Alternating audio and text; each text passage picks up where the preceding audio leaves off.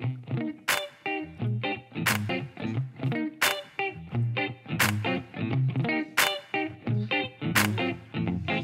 sommes engagés publics.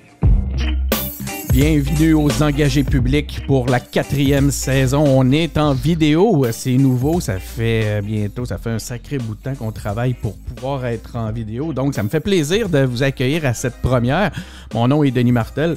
Je vais vous montrer un peu de quoi ça a l'air, ce setup-là, le nouveau setup des engagés publics pour pouvoir faire leur podcast en vidéo. Donc, vous voyez, là, ça fait un an qu'on travaille là-dessus, qu'on fait des tests, puis qu'on essaye toutes sortes de patentes pour pouvoir être présent avec vous ce soir en vidéo. Donc, je ne suis pas seul, je suis en compagnie de Benoît Tardy. Salut, Benoît. Salut, Denis. Et je suis aussi en compagnie de Jérémy Lepage. Salut Jérémy, comment vas-tu? Bonsoir Denis, ça va bien? Ça va super bien. Donc, cette semaine, aux engagés publics, on impose un couvre-feu aux Québécois. Le Québec incorporé s'active et des Américains prennent d'assaut le Capitole. Ça va pas bien.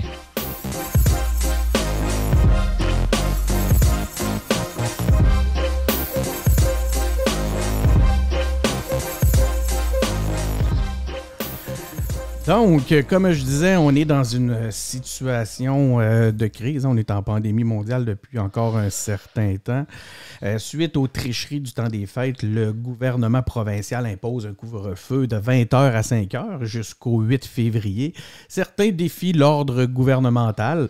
Des patients ayant reçu la première dose de vaccin contractent le virus. À nouveau, ça c'est assez inquiétant. Québec avait reporté l'administration pour la seconde dose. Est-ce que ça a un lien? On se pose aussi des questions sur la possibilité d'annuler la semaine de relâche. Benoît, est-ce que toi, personnellement, tu as arrêté de vivre parce qu'il y a une pandémie? Ou même un couvre-feu? Couvre-feu n'a pas beaucoup changé ma vie. N'a pas beaucoup changé ma vie. Qu'est-ce que tu fais après 8 heures de toute façon? Là, tout est fermé, tu ne peux pas aller manger, tu ne peux pas aller au resto, tu ne peux pas sortir, tu ne peux rien faire. Donc, qu'est-ce que le monde faisait tant que ça après 8 heures que là, ils ne peuvent plus faire? Là? Benoît, pas Benoît, Jérémy, c'est un drame de ne pas pouvoir sortir après 8 heures? Un drame, non. Une catastrophe naturelle, non, c'est pas vrai. Non, en vrai, comme Benoît dit, on n'avait pas grand-chose à faire après 8 heures. Fait que c'est pas comme si, tu sais, en tout cas, moi, c'est ce que je réponds en général à ceux qui sont comme c'est grave, on peut pas se promener, on peut pas rien faire après 8 heures. T'avais déjà rien à faire. T'étais déjà ne pas censé faire quoi que ce soit après 8 heures. On est en pandémie, c'est pas euthanasié, on essaie justement de réduire nos contacts. C'est ça. Si t'étais dehors après 8 heures, c'est probablement parce que t'étais en train de faire quelque chose que tu devrais pas faire. À cause justement des consignes de sécurité publique qui nous demandent de restreindre les contacts et les comportements qui peuvent favoriser la circulation du virus. Ouais, la propagation de ce méchant virus qu'on a donc hâte qu'il disparaisse, c'est que malheureusement, je pense pas qu'on est sur le point de s'en débarrasser. Je pense pas que ça va fêter à Saint-Jean-Fort cette année non plus. Ça, c'est triste. Ça, c'est vraiment triste. Tu perds à Saint-Jean. Jay, c'est ma fête, c'est Chris, c'est ma fête, cette avant-là. Vas-tu nous faire une vidéo quand même? L'an passé, l'idée que j'avais, c'était, je vais vous faire donner le concept que j'avais dans ma tête, c'était de me promener dans la rue, de me faire filmer par un ami, puis de donner des drapeaux du Québec, en acheter une chier, mettons, 40 drapeaux du Québec au Dorama, puis d'aller dans les coins passants, mettons, moi, j'étais à Sherbrooke, fait, mettons, la King ou Portland, blablabla, puis pendant que les choses sont à lumière rouge, je leur donne un drapeau, je leur dis bonne Saint-Jean, limite, je leur installe, puis ils partent comme ça, plein de drapeaux du Québec à travers la ville de Sherbrooke. Sauf que je pouvais pas, les gens, je me disais, ils vont pas vouloir que je leur installe de quoi, genre, ils vont pas vouloir que je touche à leur voiture, que je leur donne de quoi qu'ils n'ont pas nettoyé, quoi que ce soit. Puis je pense pas que je vais pouvoir utiliser ce concept-là cet été. Tu peux leur donner tu vas pouvoir leur donner par la fenêtre. Donc, je pense, il n'y a pas un service d'ailleurs ou un truc là, avec nos députés que si on les écrit et qu'on leur demande des drapeaux, ils sont obligés de nous. Ou en tout cas, ils ont un budget puis ils ont un stock de drapeaux où ils peuvent nous les envoyer. Je sais qu'on peut avoir une photo de la reine. Benoît, as-tu ta photo de la reine? La reine de la patate. Mon père, il chauffe au bois chez nous. Fait que, mettons, comme petit Ouais. papier pour allumer le feu chez nous, ça pourrait être une photo. C'est une suggestion. OK, on est en train de chirer non, des... Je suis sûr qu'elle est super gentille, la reine. Là. C'est une oui, belle madame, c'est bien sûr. C'est pas personnellement. Elle doit faire du bon sucre à la crème. Moi, je suis sûr qu'elle fait du bon sucre à la crème. Elle doit perdre son temps à faire du sucre à la crème. OK, sinon, ça change-tu vraiment quelque chose, le couvre-feu? Toi, chez vous, Ben, comment vous le vivez, sans blague? Ben, on le vit tout le monde ensemble. Regarde, on est 5, puis on sort pas. Puis c'est un peu plate sur le social. Là. Écoute, c'est pas, je suis pas en train de dire que c'est pas grave, le couvre-feu. C'est sûr que moi, ça me manque là, de pas aller prendre un verre avec des amis, de pas aller au théâtre. C'est sûr que j'aimerais mieux pouvoir faire tout ça, mais je suis obligé de dire que ça me j'ai pas l'impression que ça chamboule nos vies tant que ça. Puis si je peux me permettre, moi, ma blonde est sud-américaine, là, puis elle trouve qu'on a le couvre-feu un petit peu soft. Ah oui, qu'est-ce que tu veux dire? Moi, le couvre-feu, là, c'est l'armée à la porte de l'épicerie qui te dit là, tu t'en vas chez vous. Là. Puis si tu t'en vas pas chez vous, ils peuvent aller jusqu'à te tirer dessus. Là, tu sais, sur le couvre-feu. Là. Donc, oui, j'imagine que théoriquement, ça tombe dans la définition du couvre-feu, mais c'est un petit couvre-feu tranquille. Il peut avoir pire que ça. Donc, ceux qui crient à la dictature, c'est parce qu'ils n'ont pas vécu au Venezuela, peut-être. Non, mais c'est parce qu'ils sont tellement bien dans leur liberté que pour eux, ne pas sortir à 8h30, c'est la preuve de la dictature. Il faut vraiment mal connaître les régimes de la dictature dans le monde pour amener ça. En tout cas, c'est mon point de vue. Là. Est-ce qu'on abandonne la relâche? Je sais que tu es encore aux études. Est-ce que l'abandon d'une semaine de relâche, ce serait une bonne chose ou ça va empirer l'état ou la situation des étudiants actuellement? Je pense qu'il y a matière à débat parce que je me souviens l'an passé, François Legault avait souvent dit que amener comme justification comme quoi ça allait mal parce qu'il y avait eu la semaine de relâche puis qu'on n'avait donc pas été chanceux, que c'était des gens qui revenaient, mettons, de Old Orchard ou je sais pas quoi, qui revenaient. Fait que c'est sûr que de ce côté-là, en se disant si on l'annule, on enlève l'occasion aux gens d'aller sortir, faire des activités, se rassembler, puis donc propager le virus. Par contre, est-ce que c'est tant ça qui va faire... Tu sais, dans ma tête, il y a matière à débat, puis je me dis, par contre... Mais tu sais, moi, ma question, c'est surtout par rapport à aux réalités étudiantes. Est-ce que ça pourrait avoir un impact négatif sur la vie des étudiants? Ben c'est ça, c'est que la semaine de relâche, c'est après, tu sais... La manière c'est faite, l'école ou le cégep ou l'université, tu travailles pendant 5-6 semaines, tu as ta semaine de fin de session, tu as ta semaine d'examen, puis tu es bien content d'avoir cette semaine-là, un 3-4 jours. Déjà qu'on a souvent des travaux après, des travaux d'équipe ou blablabla. Mais cette semaine-là, elle te fait du bien, extrêmement du bien psychologiquement. Tu as une session de 15-16 semaines, tu la divises en deux, puis tu sais que tu as une pause au milieu d'une semaine. Puis psychologiquement, ça, c'est une pause que tu as besoin avant de recommencer ton gros kick de fin de session, de genre, faut que tu donnes tout, puis là, après, tu vas réavoir une semaine d'examen, puis jusqu'à la fin de ta session. L'aspect psychologique, c'est un peu là que je voulais aller avec ça, savoir si tu, de ce côté-là, que ça serait qu'il faudrait garder cette semaine de relâche-là, ne serait-ce que pour justement avoir ce moment de répit-là. Benoît, toi, tu as l'autre côté de la médaille, t'es professeur. Est-ce que de ton côté, du côté prof, comment tu vois la chose, toi? Ben, nous autres, ils vont l'avoir la semaine de lecture. C'est fait. C'est réglé. Puis en plus de ça, l'Université Laval, ils ont repoussé le début des cours d'une semaine. Donc, au lieu de commencer le 11 lundi passé, on recommence le 18. Là. Donc, au lieu d'avoir 15 semaines, on va en avoir 14. Puis il y a une semaine de lecture au milieu. Je pense que la semaine de relâche, c'est plus pour les jeunes. C'est les jeunes, là, les primaires, secondaires. Puis un peu comme Jay disait, moi, je pense que si il pourrait avoir une semaine de relâche quand même, mais tu laisses pas le monde aller en Floride, là. Ah, c'est ça. C'est à un moment donné, là. Faut que tu mettes... C'est un peu ça, tu sais, on a comme... on peut rien faire, on est embarricadé chez nous. En plus, à partir de 8 heures, on peut plus bouger. Je me dis que si, quand même qu'on aurait une semaine de relâche, j'ai pas l'impression qu'on pourrait propager grand-chose. Si ça peut avoir des bienfaits au point de vue du repos, de la santé mentale, justement, puis de nous amener ailleurs pendant un certain temps, je pense qu'il faut considérer sérieusement la chose avant de l'annuler. Passons au Québec Inc., si vous le permettez. On a un masque québécois. Hein? On apprenait cette semaine qu'il y a un masque québécois qui semble super performant. Là. On entend souvent parler du fameux N-Poel 95, là, mais celui-là, ça serait un 99. Là. C'est genre, il n'y a pas grand-chose qui passe. C'est le Wayne Gretzky des masques. Ah, c'est ça, exactement. toutes les particules que tu prends pas passent pas. C'est quoi? Ouais. Toutes les lancers que tu n'as pas pris vont être manqués. Fait que c'est ça, le Wayne Gretzky du masque. Là, mais en fait, on pourrait dire plutôt le Mario Lemieux, hein, parce que c'est le masque québécois. Il y a un masque québécois qui attend l'approbation américaine pour être utilisé au Québec. On apprenait aussi que Couche-Tard pourrait acheter la chaîne française Carrefour. C'est assez intéressant. C'est gros Carrefour. J'ai vécu en France pendant près d'1 an, puis je peux vous dire que c'est une marque très présente. Et on a aussi Pierre-Carl Belado qui tente d'intervenir pour acheter Transat et de bloquer le monopole que ça garantirait à Air Canada. Jérémy, devrait-il y avoir des raccourcis dans les processus pour adopter des solutions québécoises des fois même, plus rapidement? Tu parles au niveau du masque? Oui. Oui, bien, employer le terme raccourci, ça sonne un peu péjoratif dans le sens où on bypass un règlement, mais en réalité, moi, je pense qu'on se doit, dans un contexte de pandémie, d'être pragmatique, puis aussi réaliste, puis de se dire que, OK, la CNESST avait un règlement qui dit que pour tel matériau, au niveau de la respiration puis de la protection du visage, ça se doit d'être approuvé par une firme X qui réside aux États-Unis.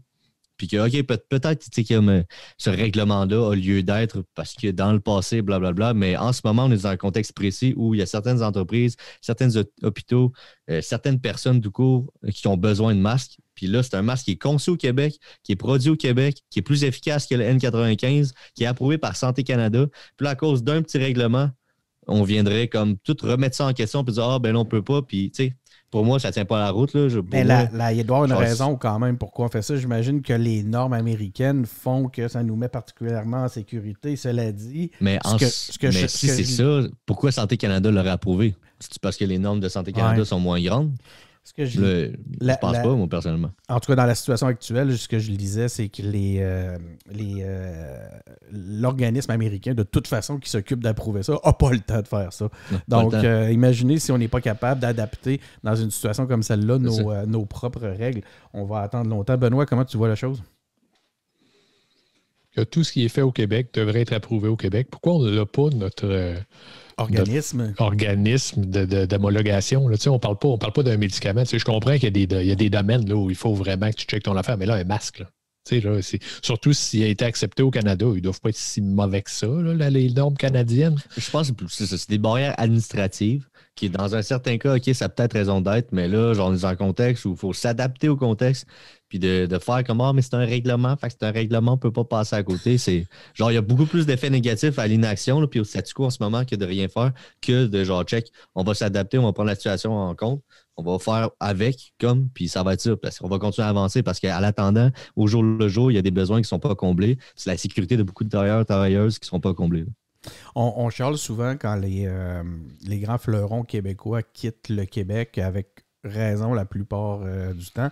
Là, on a Couche-Tard qui pourrait acheter une chaîne française, la chaîne Carrefour. Comment tu vois ça? De quel œil? Quel est ton œil sur la situation, Benoît? C'est gros Carrefour, hein? Puis ils ont tout le côté drive. Là. C'est ça aussi que j'ai trouvé que moi, je connaissais pas vraiment ça. Bien évidemment, tu es vous quand tu vas en France, mais je suis pour dire la structure de Carrefour, je n'étais pas au courant. Mais il y a un côté qui appelle le Carrefour Drive, là, où là, moi, je pense que ça, ils vont faire des Couche-Tard avec ça. Là. Ils vont adapter ce Je pense qu'ils pourraient importer en Amérique le concept. Puis l'inverse aussi, de faire une espèce de dépanneur avec l'affaire Drive qui va avoir une espèce d'échange. Mais j'ai lu aussi avant-hier, aujourd'hui, que là, la France, ils ne trippent pas full à ce que Couche-Tard achète Carrefour. Ouais. Ils ont une espèce d'attachement sentimental à leur Carrefour, j'ai l'impression. Donc, une marque aimée des Français, puis on vivrait à l'inverse de ce que nous, quand ça nous arrive ici, on vivrait, les Français seraient justement en train de contester le départ, ou en tout cas l'achat, hein, parce que ça ne veut pas dire qu'il n'y aura pas de départ. Là. C'est juste qu'en réalité, le siège social pourrait bouger, par contre. Jérémy, toi, ça te rend fier ou comment tu vois ça? Moi, je vois ça d'un œil où une entreprise québécoise, un homme d'affaires québécois, je pense quelque chose Bouchard, par rapport à Couche-Tard. Je me souviens plus. Alain Bouchard. Oui, Alain Bouchard, c'est ça. Une entreprise québécoise qui essaie de faire des gains à l'international, des percées, puis d'acheter des grosses entreprises internationales comme Carrefour en France.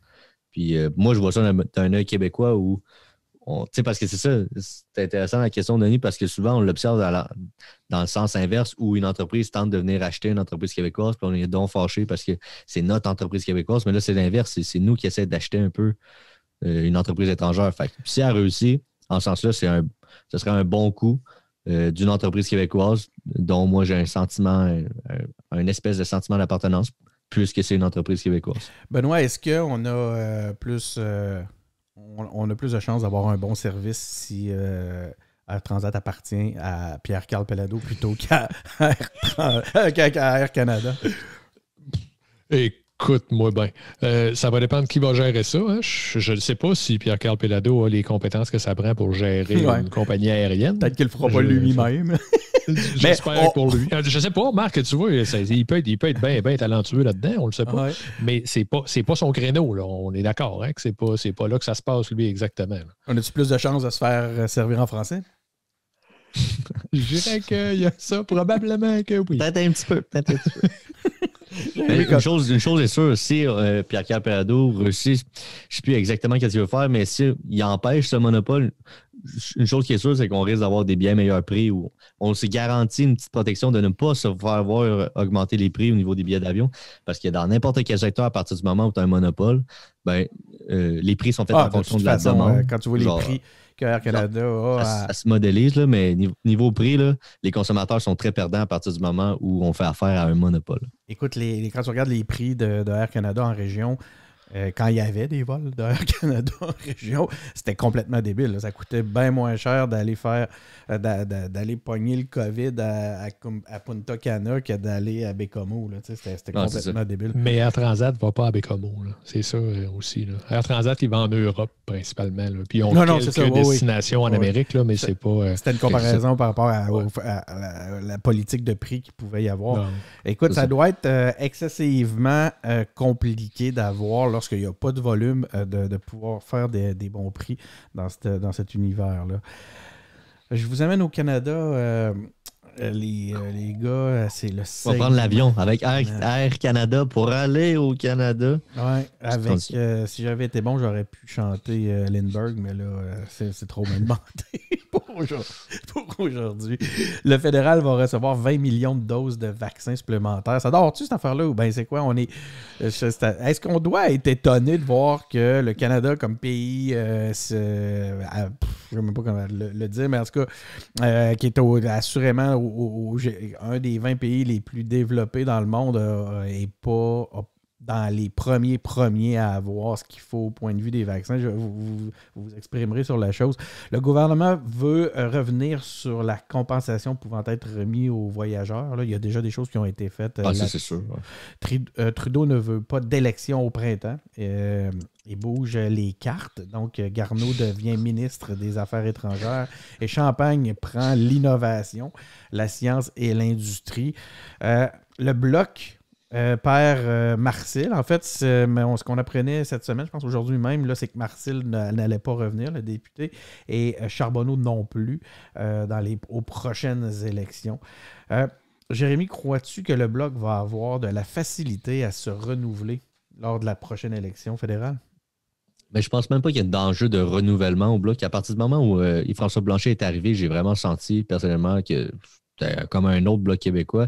T'sais, on a passé de très peu de députés à beaucoup de députés pour un parti qui avait passé beaucoup d'années sans beaucoup de représentants à la Chambre des communes et surtout pour un parti qui, dans tous les cas, ne sera jamais au pouvoir. C'est un parti d'opposition historiquement. Ça fait partie de l'identité du Bloc québécois. Fait que je pense pas qu'il y a des enjeux au niveau du renouvellement. Par contre, s'il y a des personnes qui partent, d'autres personnes, d'autres citoyens vont saisir ces opportunités-là puis ils vont vouloir aller compléter des mandats puis en faire d'autres des mandats. Je pense que le Bloc n'est pas dans une mauvaise posture en ce moment. Benoît, est-ce que c'est ça. Est-ce que le Bloc est... C'est quoi l'avenir du Bloc? Je serais d'accord que le Bloc n'a pas nécessairement à se renouveler. Ils ont juste à continuer à faire ce qu'ils font. Ils sont dans une bonne position. Là. Ils n'ont pas ils n'ont pas à défendre des positions indéfendables au Québec, là, comme l'achat d'un pipeline ou des affaires de même. Ils n'ont pas à défendre ça. Fait qu'ils ont juste à continuer ça, moi, je pense. Puis pas mettre les pieds dans les trous, puis pas se pendre avec leur propre corde, puis ça devrait bien aller. Là. Est-ce que tantôt, je faisais état des vaccins en début de segment. Je serais curieux de t'entendre, Benoît. Est-ce que les 20 millions de doses, là, on voit que c'est un peu réactif. Hein, ça, c'est comme suite justement aux premiers éléments de stratégie. Ouais. Selon toi, est-ce que le Canada aurait pu recevoir ou aurait dû recevoir massivement des doses plus rapidement? Je ne sais pas comment ça se joue, ces games-là. Il me semble que oui. Il me semble que le Canada devrait être capable de parler assez fort pour finir par avoir des doses. Mais pour ce qui est de la distribution des doses, après, là, je pense qu'il y a un peu de politique là-dedans. Hein? Le Canada veut avoir l'air de celui qui distribue les doses, alors que la santé, c'est pas son champ de compétence. Donc, je pense qu'il y a un peu de politique là-dedans. Là, parce qu'on l'a vu, là, M. Legault, il n'était pas content la semaine passée. Là. Il a dit « Hey, amène-moi là les doses, là. Puis moi, je vais m'arranger avec. » Le Québec serait la province qui distribue, qui vaccine le plus rapidement jusqu'à maintenant. Jérémy, toi, de ton côté, comment tu vois la chose? Ben, moi, tu sais, le Canada, c'est un pays développé, c'est un pays respecté, c'est un grand pays géographiquement, mais c'est un petit pays en tant que population. Ouais. C'est ça, je veux dire, le ratio habitant par territoire, mettons, est très, très faible. On a en économie, on dit souvent que le Canada, c'est une petite économie ouverte qui marche gros avec les exportations plus les importations. On n'est pas un pays qui, économiquement, se compare en termes de taille d'économie aux États-Unis, ni à l'Allemagne. En termes de, mettons, PIB par habitant, ça peut se comparer, mais en absolu, là, le Canada, c'est une bien plus petite économie que les États-Unis, l'Allemagne, la France, l'Angleterre, les autres grosses puissances mondiales, la Chine même. Est-ce que ça ne me surprend pas qu'au niveau géopolitique, ça ait pris plus de temps à avoir ces vaccins-là. Par contre, c'est sûr que si on se compare au Pakistan ou à l'Afrique du Sud, ben là, ça ne me surprend pas qu'on soit avant eux, mettons, en termes de recevoir des doses. Est-ce que c'est pas justement une espèce une réalité qui nous frappe parce qu'on se voit vraiment comme justement dans le peloton de tête avec les leaders, puis là, soudainement, de ne pas se sentir traité comme le reste des pays développés provoque un certain choc, Ben? Probablement, parce qu'on est à côté d'une des grandes puissances, puis on doit penser qu'on est aussi bon qu'eux autres. Mais peut-être que ça a été joué mollement un peu aussi, là. Peut-être qu'il aurait pu se prendre un peu d'avance puis réserver quelques doses, parce que si on est une petite population, bien, ça veut dire qu'on ne prend pas un gros pourcentage de doses. Tu sais, les compagnies qui produisent des vaccins pourraient réserver une partie de sa production pour des petits pays comme le Canada. Oui, vas-y, Jérémy. Tu sais, quand on est. Il n'y a pas si longtemps, il y a eu le renouvellement de l'ALENA, qui est devenu l'ACEUM, le nouvel accord avec les États-Unis et le Mexique. Puis à chaque année, c'est toujours une game de négociation. Puis là, ça s'est fait avec Trump. Fait que ça, c'était pas facile pour Justin Trudeau de négocier un peu qu'est-ce qu'on va donner comme droit d'accès, mettons, aluminium, lait, bois, etc., avec les États-Unis.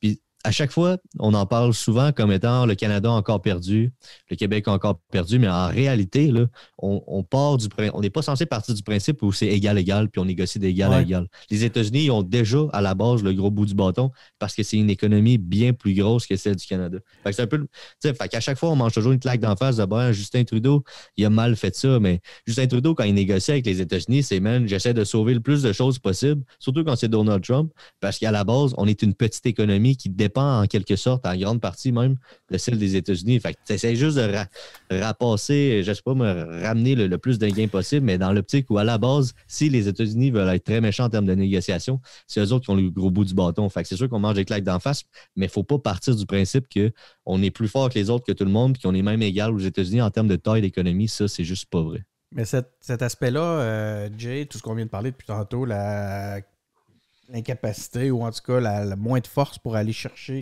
les vaccins, tous les éléments que tu viens d'évoquer, c'est pas en train de donner des arguments aux fédéralistes pour ce qui est de la place du Québec dans le Canada, à savoir qu'on est plus fort en unissant nos forces avec le Canada que seul. Est-ce que le Québec, Benoît, si on avait été un pays, si on était un pays, serait capable d'aller chercher ces doses avec autant de rapidité qu'avec le Canada? Puis la question est cruelle. Écoute, moi, ben, écoute, il n'y a pas de réponse à ça. Je ne suis pas capable de répondre à ça. Y a-t-il quelqu'un qui est capable de répondre à ça? Ben, Israël est allé chercher tout le monde va vouloir que son idée soit la meilleure puis dira ah oui, non, si on était indépendant, ça marcherait. On l'aurait eu, notre vaccin. On serait déjà tous vaccinés. Pas sûr. Je ne sais pas. On aurait pu le produire. On doit moins de produire ça, ces vaccins. Mais je pense que, mettons que tu prends Québec pas dans le Canada, puis Québec dans le Canada, en termes d'accession au vaccin, puisque tout le monde le veut en même temps, c'est sûr qu'à partir du moment où tu es un plus gros joueur, tu as plus de poids, puis tu as plus de force de négociation, en tant que tel par rapport à ça. Fait que je pense que c'est uniquement sur cet enjeu-là. Le Canada, pas le Canada, mais le Québec a un petit avantage, mettons, en termes géopolitiques à être dans le Canada là-dedans parce que tu deviens juste un plus gros joueur en unissant un peu tes forces. Mais tu sais, il n'y a pas juste ça qui rentre en ligne de compte.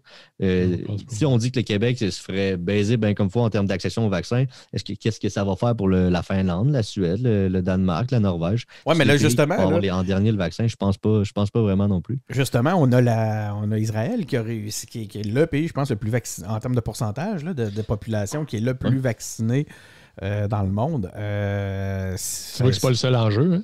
Donc, probablement que c'est possible à ce moment-là. T'sais. Hey les gars, je vais essayer un truc. J'ai un nouveau gadget. J'ai tellement de pitons, comme je vous disais tantôt. On fait une transition. OK, maintenant, segment USA. C'était quoi, c'est les transitions dans Transformers. Denis, il voulait jouer avec ses gadgets.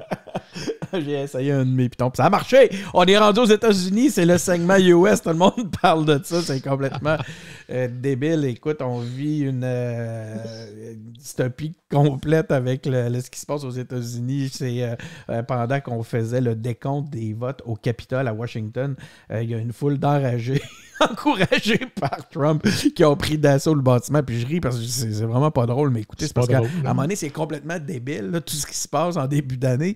Que je trouve, j'ai rien que le parti, on dirait que le seul parti qui est possible, c'est d'en rire à un moment donné, si tu veux pas être complètement déprimé. Dans la folie de l'événement, il y a quand même eu un policier et 4 émeutiers qui ont perdu la vie. Les démocrates accusent Trump d'avoir tenté un coup d'État. Un coup d'éclat, assurément, en tout cas, mais un coup d'État, il y a certains en doutent encore. Et enclenche une procédure de destitution, un record. Du côté de Trump, il aime accumuler les records. Après l'événement, plusieurs plateformes comme YouTube et Facebook ont pris action contre le président américain. Il a été banni, Twitter aussi, hein, donc on ne le voit plus tweeter de façon intempestive. D'ailleurs, il s'est plaint beaucoup plus. Il semble avoir été affecté, avoir eu plus de peine à avoir perdu son compte Twitter que d'avoir perdu un policier et quatre émeutiers. Finalement, on annonce une deuxième ronde d'assaut pour les jours à venir. Là. C'est dans le clan, je ne sais pas comment le dire, là, le clan des pro-Trump qui font encore des menaces et qui semblent encore s'organiser.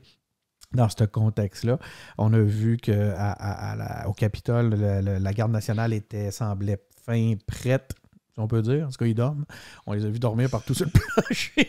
Il y a des gardiens au pouce carré au Capitole en ce moment. Benoît, est-ce que c'est utile? Est-ce que ça serait utile de destituer le président à quelques jours de la fin de son mandat? Ou plutôt, pourquoi on fait ça? Il s'en va de toute façon dans quelques jours.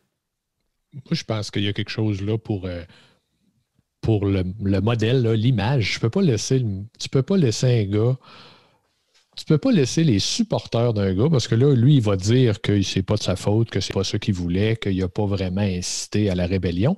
Mais sa gang, c'est comme ça qu'ils ont compris ça. Puis là, ils sont descendus sur le Capitole, puis on voulait interrompre le vote. Bon, ben là, ça peut pas être. Tu peux pas laisser ça aller. Là, tu peux pas dire, pas si grave. Donc, c'est faut faire très grave. Il faut que tu fasses ça. Il faut que tu le destitues. Puis, il aurait dû vraiment... Ça aurait dû passer au Sénat avant la fin du mandat de Trump pour qu'il soit officiellement crissé dehors de cette calice de pays-là. Mais... c'est pas ça qui va arriver. La dernière fois que je t'ai pas entendu parler d'un pays dans ces termes-là, c'était le Canada, mais écoute, on est... Non, mais écoute, c'est fou. Il s'est rien passé. Je sais pas qu'est-ce que c'est. On est juste le 14 janvier, hein? C'est ça aussi. Hein? On est jeudi 14 75 événements. Ouais, puis juste dans la journée de demain, on peut aussi avoir des revirements complètement débiles, Jérémy. Mais c'est ça, à chaque fois que tu écoutes un bye-bye, tu dis OK, on est débarrassé de tout ça. Tu commences le mois de janvier, l'année d'après, t'es comme fuck, je pourrais déjà faire un autre bye-bye. Juste avec ce mois-là. Mais c'est fou, là. Avec les 15 premiers jours. C'est comme du terrorisme national. C'est leur propre terroriste, les États-Unis. Comme ils ont eux-mêmes attaqué leur propre symbole de la démocratie Ça a été fait d'une façon comme bon enfant, comme les gens se filmaient. Toutes les preuves qui ont été accumulées. Il y avait ça. Toutes les preuves qui ont été accumulées par le FBI sont tirées de vidéos où c'est les émeutiers eux-mêmes, je ne sais pas comment les appeler, là, sur Imager, on aime les appeler les terroristes. En tout cas, ils se sont filmés eux-mêmes et ont généré la preuve par leur propre stupidité ou en tout cas, ou leur inconscience peut-être qu'on devrait dire, parce qu'ils ne semblent pas être conscients de la portée du geste, comme si ils ont senti qu'ils avaient la permission de le faire. Hein? Puis ça, c'est un impact important dans toutes les décisions qui devront être prises à partir de maintenant. C'est qu'ils se sont sentis... C'est ça. Qui justifié, investi. Du mimétisme, l'effet de mouton. L'effet de mouton, mais aussi... OK, bon, il va. En plus, Trump qui dit, man, on fait ça. Les autres sont convaincus que c'est bien correct. Puis c'est non, puis mais il y a des affaires, là. Il y a des affaires qui ne marchent pas parce que tu vois, le gars, là, il est allé s'asseoir dans la chaise du Speaker of the House. Là. Attends un peu, man, c'est parce que t'as pas le droit de t'asseoir dans cette chaise-là. C'est pas toi le Speaker of the House. C'est tout. Tu sais, à un moment donné, c'est quoi l'équation que ce gars-là a appliquée pour qu'il se dise, ben oui, je peux m'asseoir là, moi. Je dis ça n'a aucun bon sens. Il y a une naïveté, il y a une méconnaissance du. Tu sais, puis je suis même pas sûr du système. Puis je suis même pas sûr qu'on peut aller. Oui, il y a assurément un manque de respect, mais ça a l'air d'être beaucoup plus issu justement de ce manque de connaissance-là du système que d'autres choses. Là. Je me souviens que le lendemain, alors que Parler était encore le parler, P-A-R-L-E-R, je ne sais pas comment on le dit, Ben, comment on dit ça, Parler? Je sais pas. Moi, je pensais que c'était Parler, mais après, je sais pas. Anyway, le fameux réseau social là, qui était le Facebook de l'alt-right, je ne sais pas comment le dire, là, la complosphère, je ne sais même pas comment, ou simplement un réseau social pour les conservateurs, si on veut être poli. Il y avait aussi, c'est dans ce réseau-là que les théories complotistes et autres se propageaient à plus grande vitesse qu'à travers les autres réseaux. Quoi qu'il en soit, pour vous dire à quel point les gens sont naïfs dans ce contexte-là, c'est qu'il y a eu un post le lendemain de l'insurrection où qui disait OK, ceux qui ont été présents à l'insurrection hier, donnez-nous votre nom, votre courriel, le crime que vous avez commis hier et pour que le président puisse vous pardonner avant la fin de son mandat. Et il y a eu des milliers de réponses. Les gens répondaient dans les commentaires « OK, moi je m'appelle un tel, voici mon adresse et voici le crime pour lequel j'ai besoin d'être pardonné avant la fin du mandat. » Genre, c'est absolument phénoménal de bêtises. Et c'est pour ça qu'à quelque part, je me dis, tu peux pas ne pas considérer l'impact des leaders dans ce contexte-là. Assurément que ça a eu son rôle à jouer d'une façon importante. Puis c'est qu'il y avait deux gangs aussi. Là. Tu sais, il y avait du monde qui était là, puis là, les portes se sont ouvertes, puis on peut rentrer entre eux. C'est eux autres, on a vu que les selfie sticks, puis ils se prennent des photos, puis tout ça. Ouais. Mais il y en avait d'autres qui étaient plus organisés, puis qui avaient l'idée d'aller mettre le trouble là pour vrai. J'ai l'impression même que c'était dans la stratégie. Autrement dit, les organisés ont utilisé sous forme de bouclier ou je sais pas quoi, en tout cas pour générer de la confusion, justement. Écoute, tu avais des gens avec des marchettes, tu avais des petites madames qui faisaient des selfies, puis en parallèle, tu voyais courir des milices avec des tie-wraps pour faire des menottes. C'est quand même inquiétant, cette affaire-là. Ça, c'était troublant de voir les gens en milice. Ce pays-là, il va exploser à chaque fois qu'on va faire un engagé public.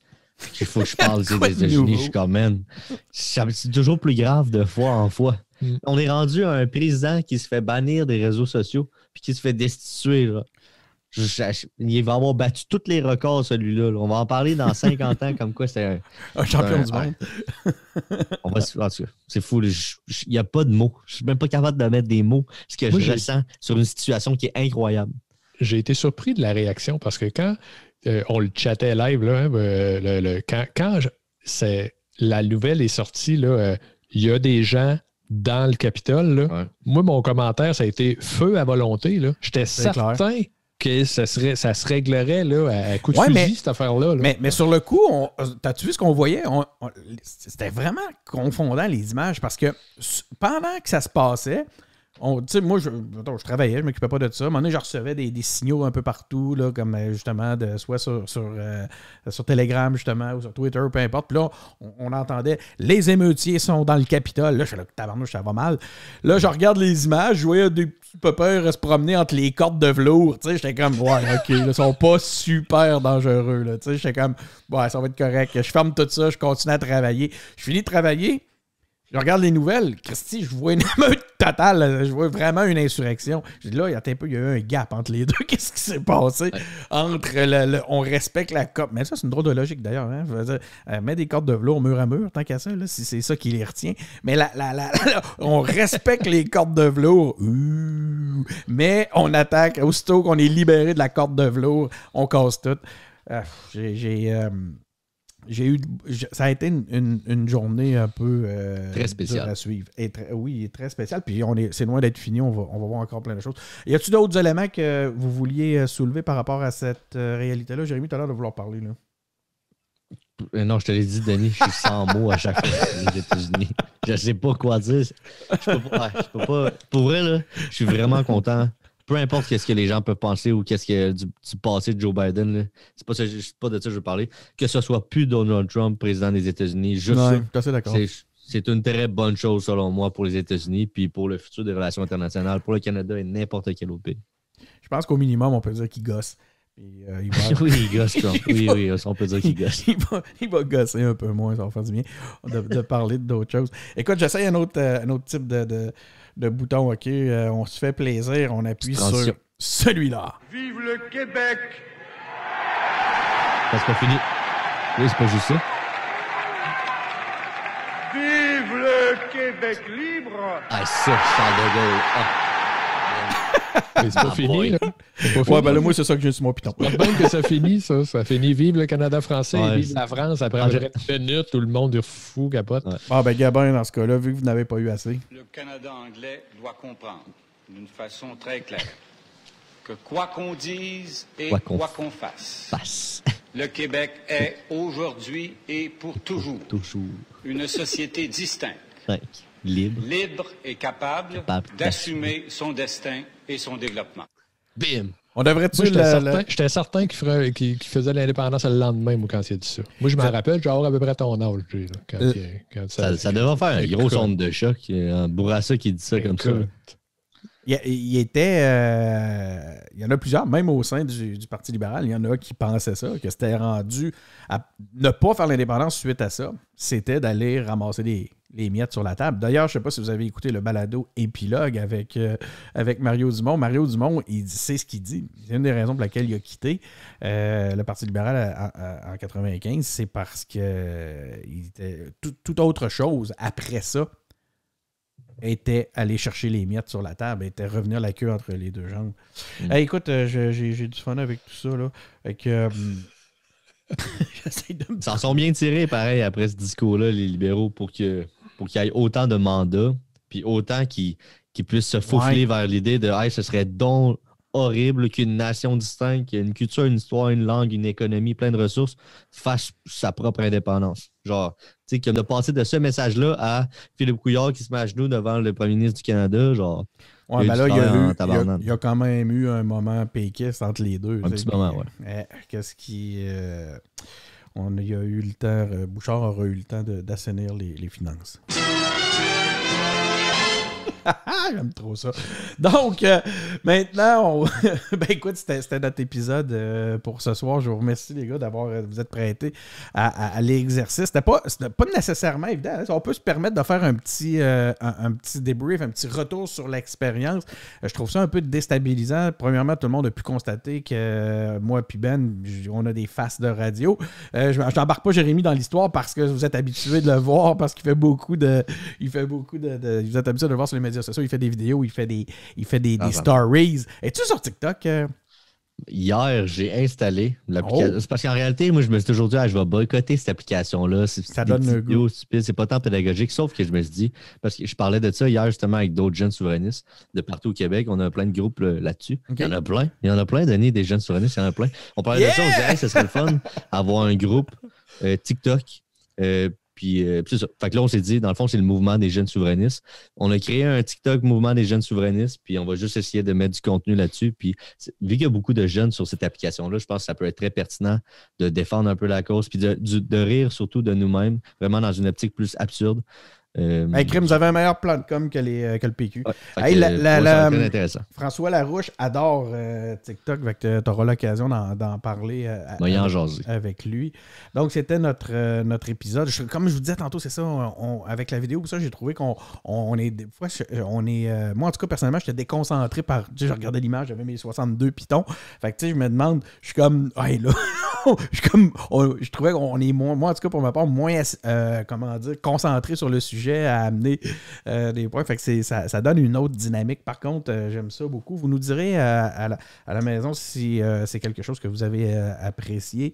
On va être toujours meilleur d'un épisode à l'autre parce qu'on va devenir vraiment, ça va devenir comme une seconde nature de pouvoir gérer tous ces pitons-là. En plus de vous amener des propos toujours les plus pertinents. Merci d'avoir été à l'écoute. Donc, évidemment, on fait de la vidéo, mais on reste en audio. Pour ceux qui nous écoutent à l'audio en ce moment, d'ailleurs, vous dites ça va être correct. Reviens-en avec ton image. Vous pouvez nous suivre sur Apple Podcast, sur Google Podcast, sur Spotify. On a notre site web, les engagés publics avec des s.com. On a même une boutique, imaginez-vous, on vend des t-shirts, toutes sortes de patentes. On reçoit des photos de gens qui ont acheté un gilet monde normal puis qui sont fiers de se photographier en selfie avec, en train d'envahir le Capitole. Non, c'est pas vrai. C'est vrai qu'on reçoit des selfies de gens qui se posent avec nos gilets. Continuez à le faire, on adore ça. Comme vous le savez, notre auditoire est constamment en croissance. On pense qu'avec la vidéo, vous allez être encore plus nombreux à nous découvrir. Merci d'avoir été à l'écoute. Et bon, là, faut pas que je me trompe dans mes pitons pour l'outro. On se retrouve la semaine prochaine. Donc, merci beaucoup, les gars. Donc, j'y vais maintenant. Merci à me dire comme tu as dit tantôt avant de commencer, Denis. La perfection, ça n'existe pas, mais on est peut-être ceux qui s'en rapprochent le plus. C'est toi qui l'as dit tantôt. J'ai dit ça, moi. Parfait. Un peu. Donc, ça pourrait donner un truc du genre « Salut tout le monde! » Ah, ça, là, vois-tu? Attends un peu, on va revenir un peu. On va revenir. Ça, j'aurais dû laisser jouer ça pendant que je vous parlais à la fin. Puis là, à un moment donné, j'aurais fait « Bye! »